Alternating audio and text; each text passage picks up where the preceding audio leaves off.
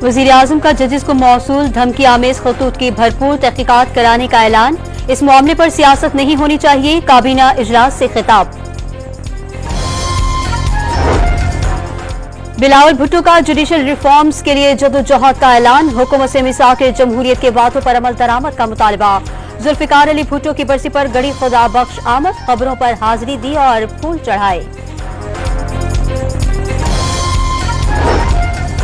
बुशरा बीबी को जहर दिए जाने के इस वक्त कोई शवाहिद नहीं। मैदे में जलन है लेकिन फूड पॉइजनिंग के असरात नहीं।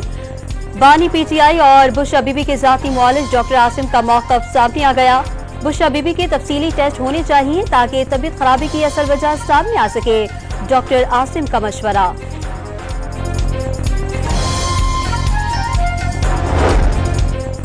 हाफिज नईमुर रहमान अगले 5 साल के लिए जमात इस्लामी पाकिस्तान के अमीर मुंतखब। मुल्क भर से जमात इस्लामी के 45,000 से ज्यादा कारकुनों ने पार्टी अमीर के इंतखाब की वोटिंग में हिस्सा लिया।